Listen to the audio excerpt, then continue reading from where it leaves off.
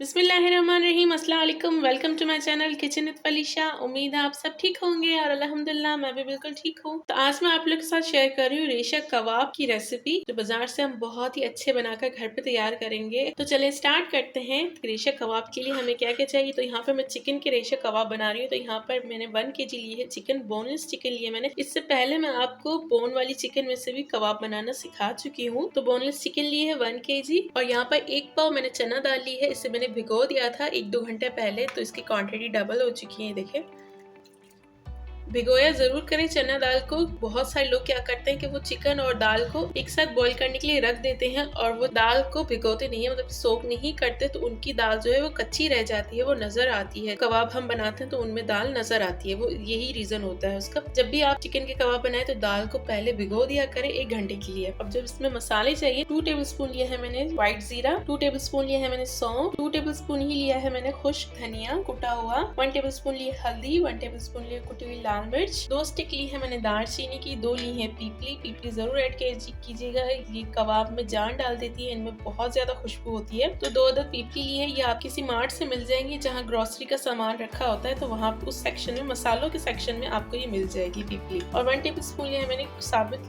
काली मिर्चें, लौंग लिए हैं 1 टी स्पून, इसमें मतलब के 7-8 आज के हैं, और 4 अदद ली है मैंने बड़ी इलायची, 2 टेबल स्पून लिया है मैंने लहसुन अदरक का पेस्ट। दाल में ऐड कर देंगे चिकन, सारे मसाले, लहसुन अदरक का पेस्ट डाल देंगे, नमक डालेंगे 2 टेबल स्पून। अब इसमें डालेंगे हम 1 लीटर पानी।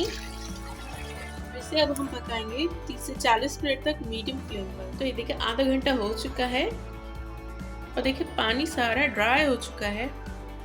अब बस हम इसे अच्छी तरह से मैश कर लेंगे। ये देखिए, ये चिकन इतना कुक हो चुका है, ये देखिए।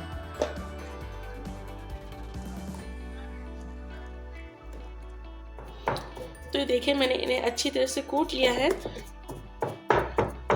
चाहे तो आप इन्हें ब्लेंडर में डाल के ब्लेंड कर सकते हैं, लेकिन उससे क्या होगा, जो इसका रेशापन है, ये देखिए, ये खत्म हो जाएगा, वो बिल्कुल आटे की फॉर्म में आ जाएगा, बिल्कुल प्लेन हो जाएंगे, इस तरह से रेशा नहीं बनेंगे। तो मैंने इनको अच्छी तरह से कूट लिया था। तो यहाँ पर देखिए कबाब का जो मसाला है वो बिल्कुल रेडी हो चुका है। अगर आप इन्हें फ्रीज करना चाहते हैं तो इनमें हरा धनिया और हरी मिर्ची बिल्कुल ऐड मत कीजिएगा। सिर्फ इसी तरह से आपने गोल कबाब का शेप देना है और उसके बाद आपने इसे फ्रीज कर देना है। लेकिन अगर फ्रीजर नहीं करना चाहते, जल्दी खत्म हो जाएंगी, तो आप इनमें हरा धनिया ऐड कर सकते हैं। तो मैं इसमें हरा धनिया ऐड कर रही हूँ।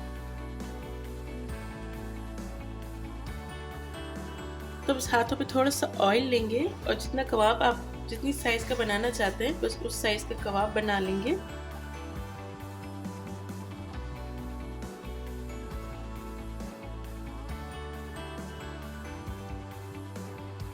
तो देखिए कबाब यहाँ पर रेडी हो चुके हैं और 1 अदद लिया है अंडा, उसे हम अच्छी तरह से इस तरह से फेंट लेंगे, कबाब को डिप कर लेंगे। यहाँ पर हम इन्हें शैलो फ्राई करेंगे।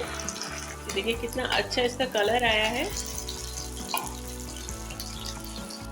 तो देखिए कबाब बिल्कुल रेडी हो चुके हैं, तो चलिए इन्हें निकाल लेंगे। तो देखिए मजेदार से हमारे रेशा कबाब बिल्कुल तैयार हो चुके हैं। इनको आप फ्रीजर में रख के स्टोर कर सकते हैं, आराम से आपके 1 महीने तक चल जाएंगे। और ये बनाकर आप खाएं, इंजॉय करें। इन्हें आप ब्रेड में डालकर सैंडविच भी बना सकते हैं या बच्चे को लंच बॉक्स में दे सकते हैं। वैसे भी शाम में चाय के साथ भी इंजॉय कर सकते हैं। तो ये देखिए कितना परफेक्ट बनकर तैयार हुआ है।